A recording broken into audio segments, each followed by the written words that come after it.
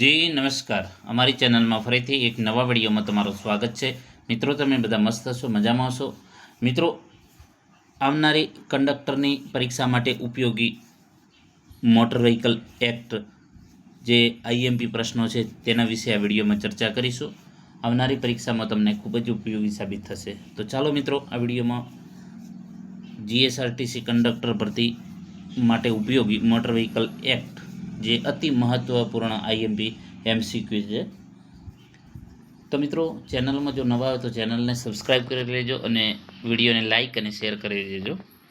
તો મિત્રો, આ મટીરિયલ જીએસઆરટીસી કંડક્ટરની જે ડ્રાઈવરની ભરતી માટે ખાસ તૈયાર કરવામાં આવ્યું છે, જેમાં motor vehicle act 1988, traffic sign, licence નિયમો અને માર્ગ સલામતી સંબંધિત 50 પ્રશ્નો ઉત્તર સાથે સમજૂતી છે. બરાબર. તો ભારતમાં અમલમાં રહેલો મુખ્ય મોટર વ્હીકલ એક્ટ કયો છે? તો ભારતમાં હાલમાં કયો મુખ્ય જે મોટર વ્હીકલ એક્ટ અમલમાં છે? તો મોટર વ્હીકલ એક્ટ 1988, જે ભારતમાં મોટર વ્હીકલ એક્ટ 1988 2019ના સુધારા સાથે અમલમાં છે. જેનું 1988માં જે કાયદો બન્યો એમાં 2019માં થોડા ઘણા સુધારા થયેલા છે. બરાબર, જે હાલ અમલમાં છે. તો ઓપ્શન બી સાચો જવાબ છે. મોટર વ્હીકલ એક્ટનો મુખ્ય ઉદ્દેશ શું છે? હવે મોટર વ્હીકલ એક્ટ બનાવેલો છે તો એનો ઉદ્દેશ્ય શું છે, એનો પર્પઝ શું છે, એનો હેતુ શું છે? તો મોટર વ્હીકલ એક્ટનો જે મુખ્ય ઉદ્દેશ છે, માર્ગ સલામતી અને વાહન વ્યવહારનું નિયમન. તો જે કોઈ પણ એક્ટ બનાવીએ છીએ, નિયમો બનાવીએ છીએ, કાનૂન બનાવીએ છીએ, તો એનો કંઈક ને કંઈક જે પર્પઝ હોય છે, હેતુ હોય છે. તો મોટર વ્હીકલ એક્ટનો એ હેતુ છે કે જે માર્ગ સલામતી, માર્ગમાં એક્સિડન્ટ ઓછા થાય, બરાબર, માર્ગની જે સલામતી અને વાહન વ્યવહારનું નિયમન સારી રીતે થાય. એટલે કે આ કાયદો અકસ્માત ઘટાડવા અને સુરક્ષિત ટ્રાફિક વ્યવસ્થા માટે બનાવાયો છે. ડ્રાઇવિંગ લાયસન્સ કઈ કચેરી દ્વારા આપવામાં આવે છે? આ પ્રશ્ન પૂછાઈ શકે. તો ડ્રાઇવિંગ લાયસન્સ જે છે કલેક્ટરમાં ના મળે, આરટીઓ, પોલીસ, ગ્રામ પંચાયત, તો આરટીઓ કચેરીમાં મળે, જે વાહન વ્યવહાર ટ્રાન્સપોર્ટ રિજિયનલ ટ્રાન્સપોર્ટ ઓફિસ, જેને આપણે ટૂંકમાં આરટીઓ તરીકે ઓળખીએ છીએ. ડ્રાઇવિંગ લાયસન્સ આરટીઓ એટલે કે રિજિયનલ ટ્રાન્સપોર્ટ ઓફિસ, બરાબર, જે પ્રાદેશિક વાહન વ્યવહાર કચેરી. એલએમવીનો સંપૂર્ણ અર્થ શું છે? તો લાઇટ મોટર વ્હીકલ, બરાબર, લાઇટ મોટર વ્હીકલ, એલએમવી.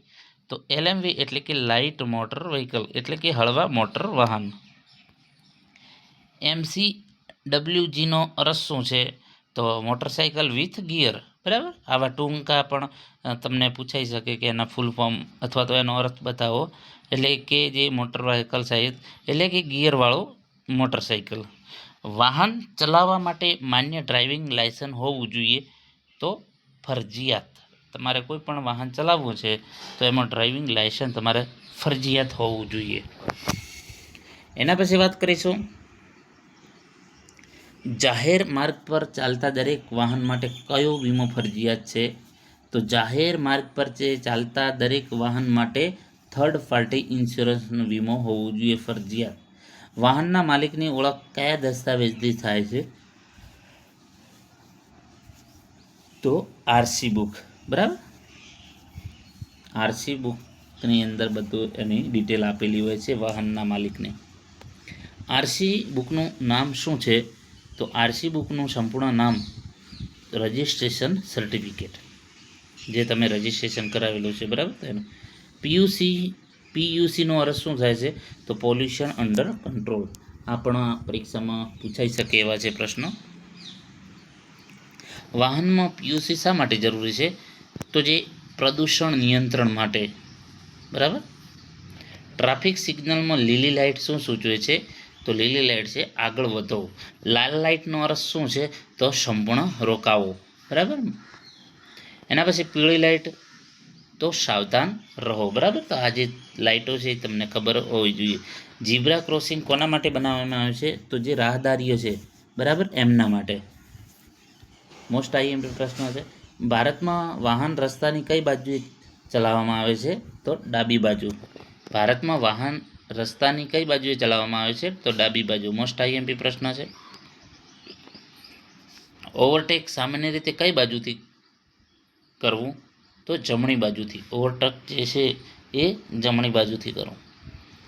હેલ્મેટનો મુખ્ય હેતુ શું છે? તો માથાનું રક્ષણ, બરાબર, માથાને રક્ષણ મળે જેથી આપણો જીવ બચી શકે. સીટ બેલ્ટનો મુખ્ય લાભ શું છે? તો અકસ્માતમાં ઈજા ઓછી થાય, બરાબર.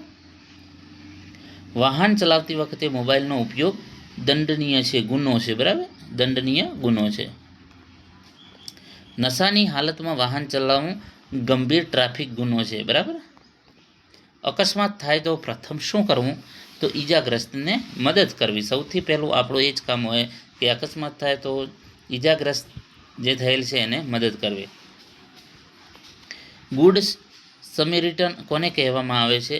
તો અકસ્માતને નિસ્વાર્થ મદદ કરનાર. જ્યારે અકસ્માત થાય તો જે અકસ્માતગ્રસ્ત છે તો એને નિસ્વાર્થ ભાવે જે મદદ કરે છે તો એને ગુડ સમેરિટન તરીકે ઓળખવામાં આવે છે. ઇમરજન્સી વાહનને શું આપવું જોઈએ? તો રસ્તો. જો ઇમરજન્સી 108 આવી રહી છે કે ફાયર માટેની જે ગાડી આવી રહી છે કે જે ઇમરજન્સી છે તો એને જલ્દી રસ્તો આપવો જોઈએ જેથી કરીને સમયસર પહોંચી શકે. નીચેનામાંથી કયું વાહન ઇમરજન્સી? એમ્બ્યુલન્સ, પોલીસ વાહન, ફાયર બ્રિગેડ, ઉપરના તમામ? તો ઉપરના તમામ જે છે ઇમરજન્સી વાહન છે. વાહનનું રજિસ્ટ્રેશન કરાવવાની જવાબદારી કોની છે? તો વાહન માલિકનું, બરાબર. તો કે દરેક નવા વાહનનું આરટીઓમાં રજિસ્ટ્રેશન કરાવવાની જવાબદારી વાહન માલિકની છે. નવા વાહનને સૌપ્રથમ કયું પ્રમાણપત્ર આપવામાં આવે છે? તો રજિસ્ટ્રેશન સર્ટિફિકેટ, આરસી, બરાબર. HSRP એનું પૂરું નામ શું છે? તો હાઈ સિક્યુરિટી રજિસ્ટ્રેશન પ્લેટ. આ પણ પ્રશ્ન પૂછી શકે. HSRP નંબર પ્લેટનો હેતુ શું છે? તો જે વાહનની સુરક્ષિત ઓળખ. આપણે જઈએ છીએ ને કે જે નંબર પ્લેટ હોય છે કેમ લગાવવામાં આવે છે? તો જ્યારે પણ કંઈ એક્સિડન્ટ થાય કે ગમે તે ત્યારે તો એનો નંબર નોંધવામાં આવે છે તો એના ઉપરથી કોનું વાહન છે એનો ખ્યાલ આવે, બરાબર, ઓળખ મળે. વાહન વેચ્યા પછી માલિક પરિવર્તન ક્યાં નોંધાવવું પડે છે? માલિકી પરિવર્તન તો આરટીઓમાં તમારે જવું પડે છે. ડ્રાઇવિંગ ટેસ્ટ કોણ લે છે? તો આરટીઓ અધિકારી. લર્નિંગ લાયસન્સનો મુખ્ય હેતુ શું છે? તો ડ્રાઇવિંગ શીખવું. લર્નિંગ લાયસન્સનો મુખ્ય હેતુ છે ડ્રાઇવિંગ શીખવું. લર્નિંગ લાયસન્સ ધરાવતા વાહન પર કયું નિશાન લગાવવું ફરજિયાત છે? તો એલ, બરાબર. જે લર્નિંગ લાયસન્સ શીખે છે તો એ નિશાન કયું લગાવવું? તો એલ. ગિયર વગરના 50 સીસી સુધીના વાહન માટે ન્યૂનતમ ઉંમર કેટલી હોય છે? તો 16 વર્ષ, બરાબર, ગિયર વગરના વાહન. LMV ચલાવવા માટેની ન્યૂનતમ ઉંમર કેટલી? તો 18 વર્ષ. વાહનનું ફિટનેસ પ્રમાણપત્ર મુખ્યત્વે કયા વાહન માટે ફરજિયાત છે? તો પરિવહન વાહન. વાહનનું ફિટનેસ પ્રમાણપત્ર જે ટ્રાન્સપોર્ટ વાહન છે એના માટે ફરજિયાત છે. પરમિટ શા માટે જરૂરી છે? તો પરિવહન વાહન ચલાવવા માટે, બરાબર. પરિવહન વાહન ચલાવવા માટે પરમિટ જરૂરી છે, ટ્રાન્સપોર્ટ વાહન. નીચેનામાંથી કયું પરિવહન વાહન છે? તો સ્કૂલ બસ, બરાબર. એના પછી ઓવરલોડિંગનું મુખ્ય નુકસાન શું છે? તો અકસ્માતનું જોખમ વધે છે. વાહન ચલાવતી વખતે કયો દસ્તાવેજ ડિજિટલ સ્વરૂપે માન્ય હોઈ શકે?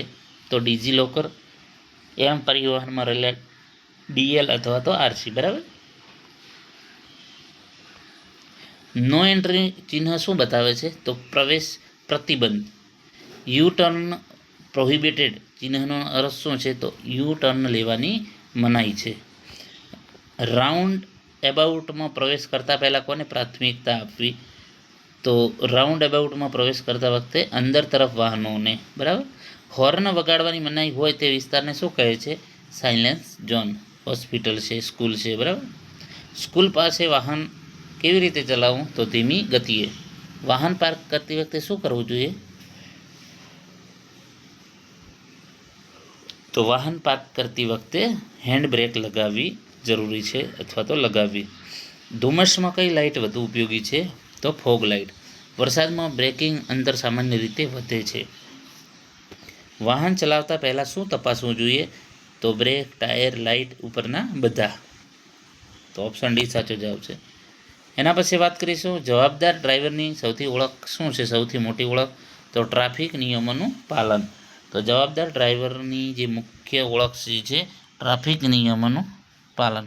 તો મિત્રો આજે આવનારી પરીક્ષામાં ખૂબ જ ઉપયોગી સાબિત થશે હેલ્પર અને કંડક્ટર ને ડ્રાઈવર માટે. તો મિત્રો નેક્સ્ટ બીજા પણ વિડીયો આવતા રહેશે, એ પ્રમાણે તમે તૈયારી ચાલુ રાખો. વધુમાં વધુ આપણે વિડીયો બનાવીશું જેથી આવનારી પરીક્ષામાં તમને ઘણો ફાયદો થશે. અને વિડીયો વધુમાં વધુ શેર કરો જેથી કરીને બીજા ભાઈઓને પણ મદદ મળે.